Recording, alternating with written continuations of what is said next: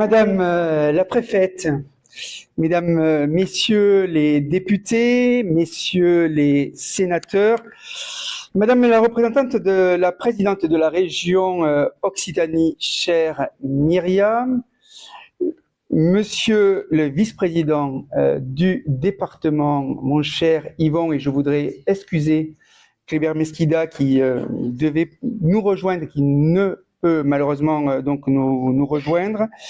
Je voudrais bien sûr saluer l'ensemble des conseillers donc départementaux, le président de l'association des maires et président d'intercommunalités.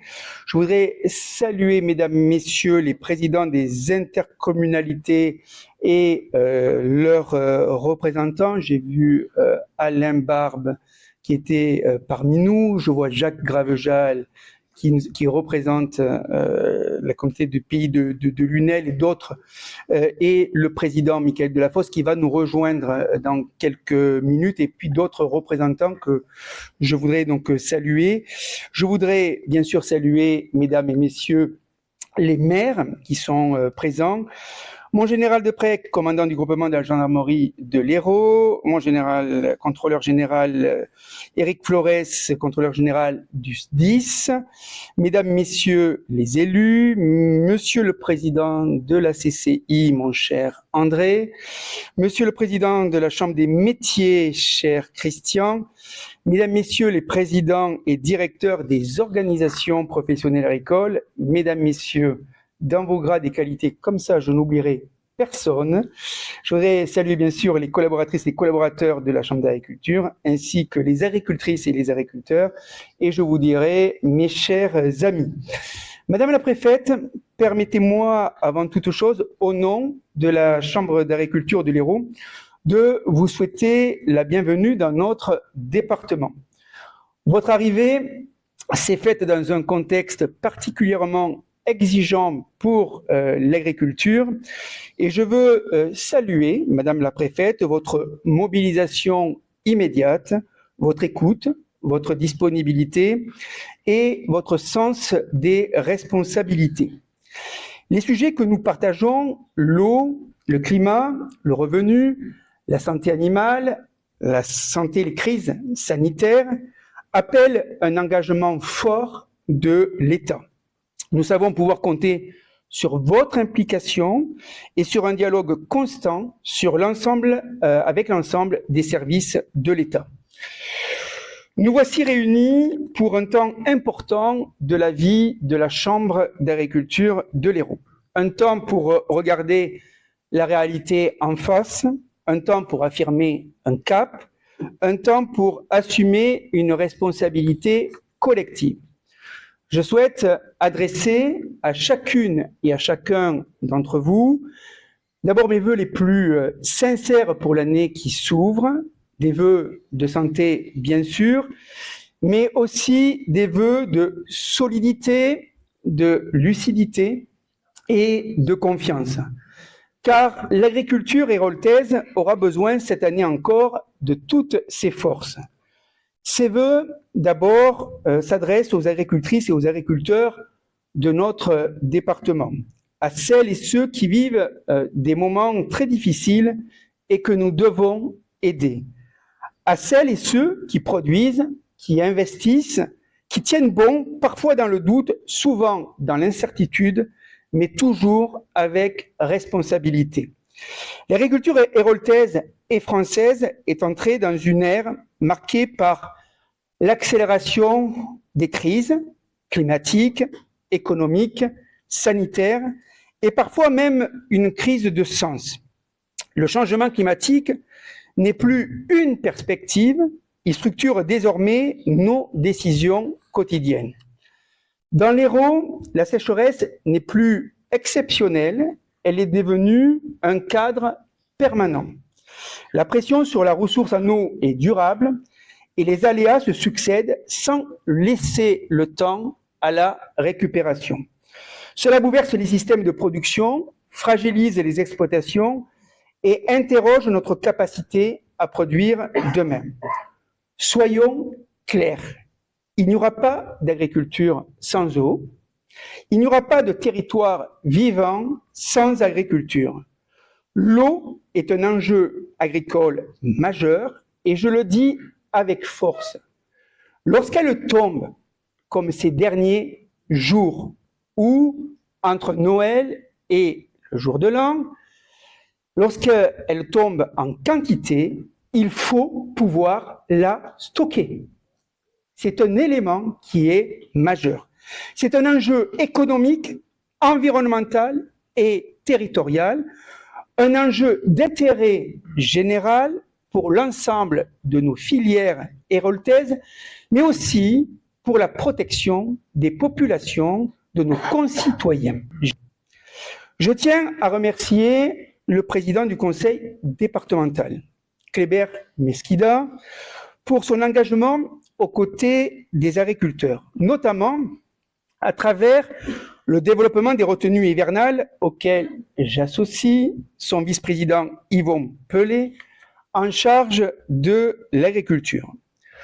Je ne lâcherai rien pour permettre leur financement et leur réalisation, y compris par la compensation agricole, même si la réglementation ne le permet pas encore. Madame la préfète, vous savez que ce dossier a été porté au plus haut niveau de l'État. Ce travail, nous le menons avec détermination, notamment avec notre DDTM, Fabrice Levasseur, que je remercie pour son engagement. Je le dis avec responsabilité. Les retenues multi-usages sont indispensables. Mon ami Denis Carretier le porte haut et fort avec la Chambre régionale d'agriculture d'Occitanie et la présidente de la région, ma chère Myriam.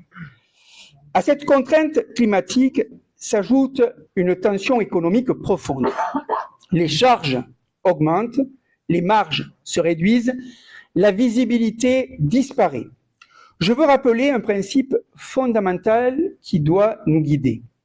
Sans revenus, il n'y a pas de transition possible. Sans revenus, il n'y a pas d'installation.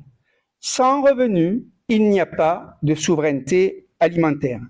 Le revenu agricole n'est pas une variable d'ajustement, il est la condition de tout le reste. Dans ce contexte, la Chambre d'agriculture de l'Hérault a pris toute sa part, fidèle à son identité, proximité, expertise et service du terrain, en lien avec notre projet stratégique départemental. Nos équipes ont été pleinement mobilisées, notamment pour obtenir le dégrèvement de la taxe sur le foncier non bâti dans des délais records en lien avec la FNSEA et les jeunes agriculteurs. Je remercie M. Guillon, directeur de la DGFiP, ainsi que ses services et ceux de la DDTM pour leur engagement au service des filières en difficulté. La Chambre est également présente aux côtés des agriculteurs confrontés à la prédation avec le loup et aux dégâts de gibier devenus insupportables. Des solutions doivent être apportées en lien avec la Fédération des chasseurs, je ne sais pas si Max nous a rejoint, mais je lui dis, et Madame la préfète, avec les services de l'État. Je pense notamment aux dégâts de sangliers et de lapins et la nécessité de renforcer nos moyens de lutte avec les louvetiers et les services de l'OFB, dont je salue le directeur, Vincent Tabouriège. Il nous faut, Madame la préfète, nous serons amenés à faire une réunion dans les prochains jours, parce que ce qui se passe dans le sud du département n'est plus tenable pour les agriculteurs au vu des nombreux dégâts qui sont constatés. Et je le dis, nous avons des propositions responsables à faire pour trouver les solutions. Elle est aussi présente à la Chambre d'agriculture aux côtés des filières spécialisées, fruits et légumes, grandes cultures, avec une ligne claire pour toutes les productions. Je le dis avec force, pas d'interdiction sans solution, pas de suppression de matières actives sans alternative. Et dans le contexte du Mercosur, je le dis haut et fort, n'importons pas des productions que l'on nous interdit de produire en France. Cela s'appelle de la distorsion de concurrence. Et si on veut assurer notre souveraineté alimentaire, il nous faut être en capacité pour nos filières de production, pour nos agricultrices, pour nos agriculteurs, de les protéger et de contrôler ce qui nous est interdit à nous pour ne pas le retrouver dans les assiettes de nos consommateurs. Je voudrais apporter aussi tout notre soutien à nos conchiculteurs. Nous en parlions, Madame la Préfète, à votre arrivée. J'ai eu Patrice Lafont. Les conchiculteurs traversent une période extrêmement difficile et je le dis, ils doivent être soutenus. Ils doivent être accompagnés et aujourd'hui, il y a trop de questions qui restent sans réponse sur l'origine de cette situation-là. Nous allons bien sûr y travailler. Je veux maintenant évoquer un exemple révélateur de l'utilité collective de notre réseau. La crise sanitaire liée à la dermatose nodulaire contagieuse. Face à cette crise, la Chambre d'agriculture de l'Hérault a agi rapidement, collectivement et efficacement. Le 15 décembre, j'ai réuni l'ensemble des éleveurs avec le préfet François-Xavier Loge, que je remercie pour son écoute et son engagement. La vaccination de l'ensemble du département a été demandée, portée et obtenue en moins de 24 heures. Je remercie tout particulièrement Aude Gégère, notre élu responsable de la filière élevage, ainsi que les équipes de la Chambre, du GDS, du syndicat des éleveurs, pour le travail rigoureux en lien avec Annabelle de Coursière pour les jeunes agriculteurs. Aujourd'hui, plus de 90% des cheptels et des animaux sont vaccinés.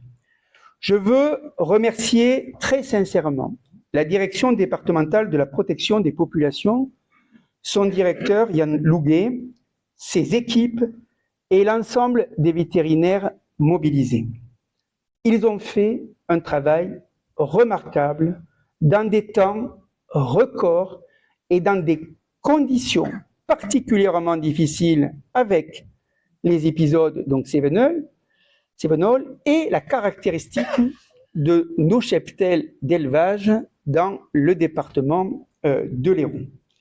Il reste bien sûr des interrogations, Madame la Préfète, des inquiétudes, des doutes que nous devons lever sur les protocoles, sur les indemnisations, auxquels nous l'avons vu sur le terrain la semaine dernière, et lundi et mardi, où nous avons entendu les demandes des éleveurs.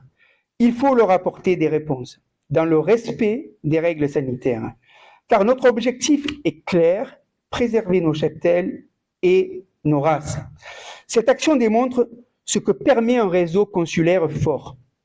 Réactivité, confiance, sécurité sanitaire et protection économique. Et c'est important, je le dis, que nous soutenions nos éleveurs et je le redis à la population, je le redis aux consommateurs, il n'y a aucun risque de consommer de la viande bovine dans notre pays. Aidez-nous à pouvoir faire passer ce message-là. La viticulture, maintenant. Pilier de notre agriculture départementale qui traverse là aussi une crise profonde.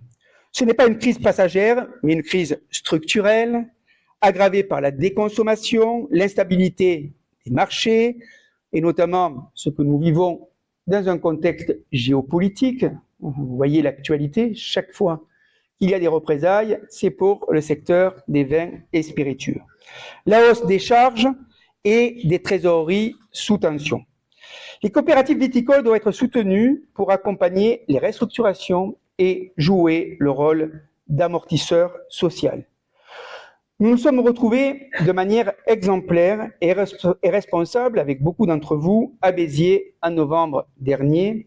Près de 7000 vignerons de l'ensemble des régions méditerranéennes, tous là, droit debout, pour défendre l'intérêt de nos territoires, de nos exploitations et obtenir un soutien fort de l'État. Lors du CITEVI et de la rencontre avec Madame la ministre de l'Agriculture, une enveloppe a été obtenue pour accompagner l'arrachage. Je tiens ici bien sûr à le saluer, car nous devons maintenant passer de la promesse aux actes. Une enveloppe exceptionnelle de 130 millions d'euros a été mobilisée pour accompagner les exploitations confrontées aux profondes difficultés économiques du secteur. Cette aide repose sur un soutien de 4 000 euros par hectare destiné à accompagner des démarches d'arrachage, qu'elles soient totales ou partielles.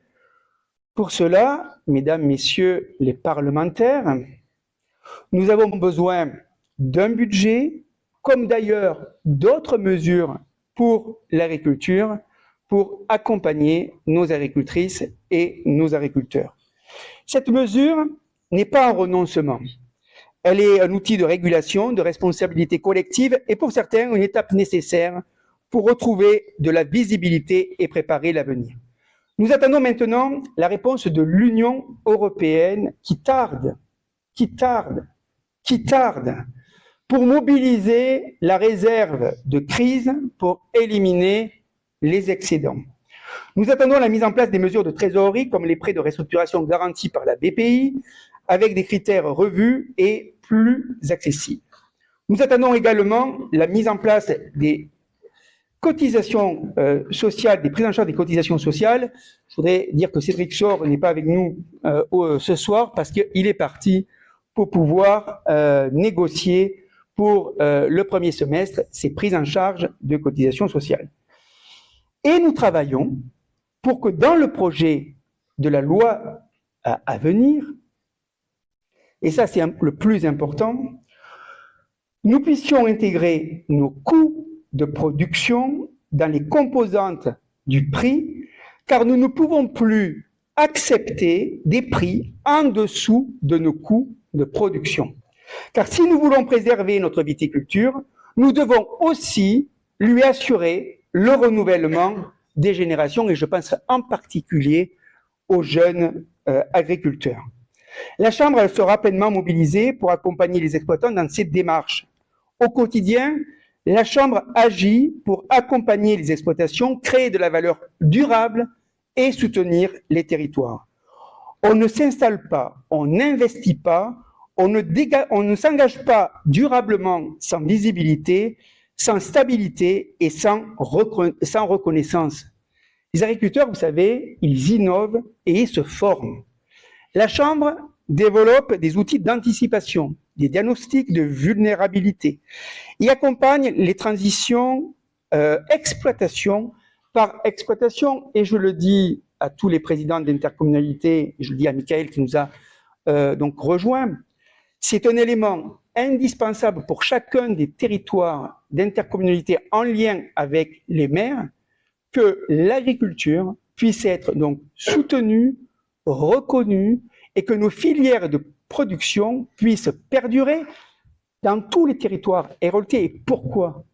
Parce que sans agriculture, il y a des conséquences liées au commerce, des conséquences sociales et bien sûr, c'est pas Éric Flores qui me démentira, un sujet d'enjeu aussi de protection des populations quand on voit ce qui s'est passé dans le département donc de l'Aude, qui pourrait nous arriver dans le département de l'Hérault.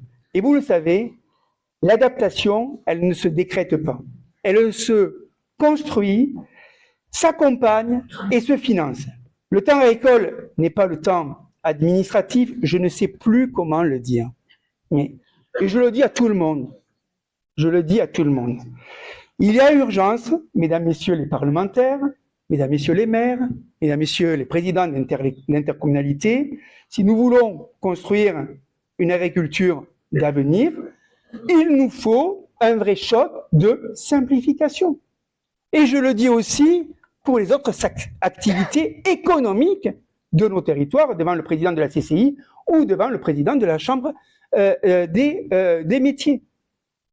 Osons, franchissons donc ce pas qui aujourd'hui pèse énormément dans notre vie quotidienne. Créer de la valeur passe aussi par des partenariats solides. D'abord avec la CCI, mon cher André, et puis avec la Chambre des métiers, mon cher Christian. L'artisanat, le commerce, la restauration et le tourisme, le no-tourisme, autant de maillons pour créer des passerelles. Je peux vous le dire, avec les 2, 3, avec moi, président consulaire, nous avons des relations qui nous permettent effectivement de pouvoir apporter des réponses et je remercie du travail que nous réalisons ensemble. Des partenariats essentiels existent également avec le SDIS, notamment en matière de prévention des incendies, de la gestion des risques.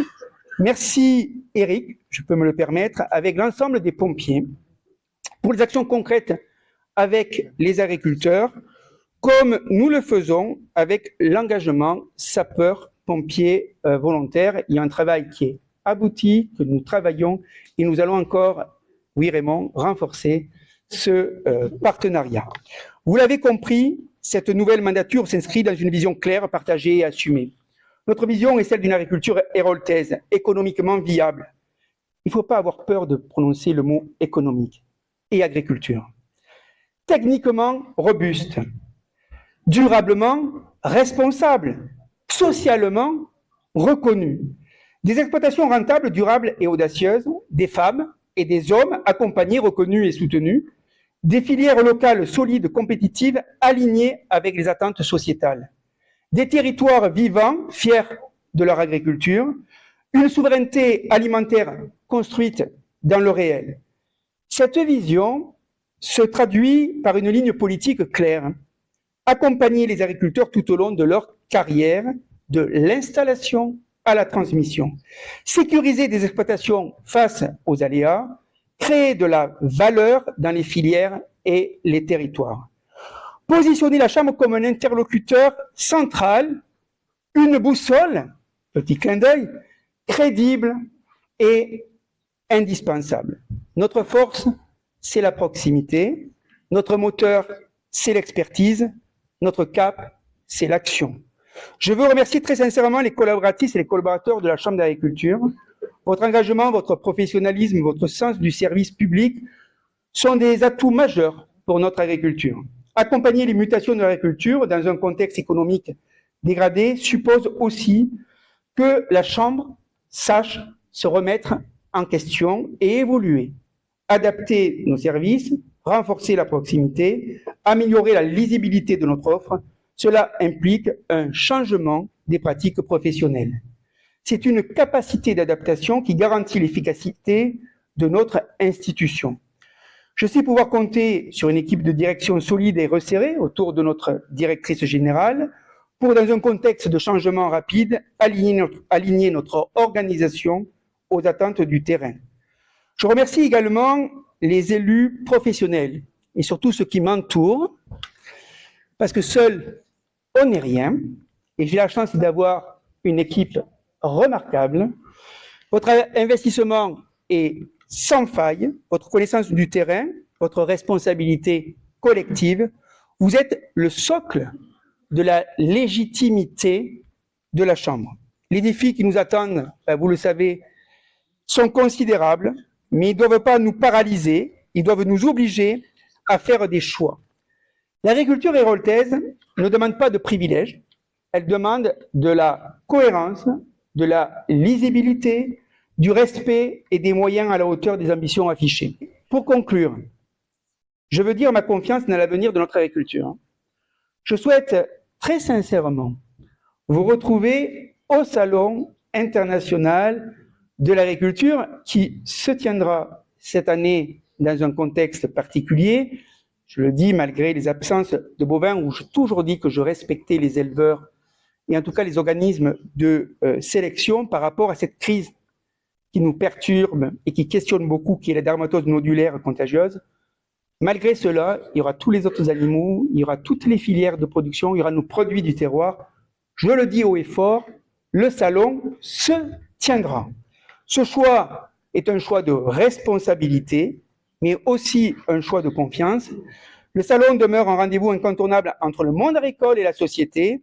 Plus que jamais, son slogan prend tout son sens. Venir, c'est soutenir. Soutenir nos agriculteurs, soutenir leurs filières, soutenir un modèle agricole qui fait face avec professionnalisme et engagement aux aléas sanitaires, climatiques et économiques. La présence des consommateurs, des partenaires, des institutions sera un signal fort adressé à celles et ceux qui font vivre l'agriculture française au quotidien. Je vous donne donc rendez-vous sur le stand de la Chambre d'agriculture de l'Hérault le lundi 23 février à 17h, droit debout pour soutenir l'agriculture de l'Hérault, de notre région Occitanie et l'agriculture française. Je vous remercie.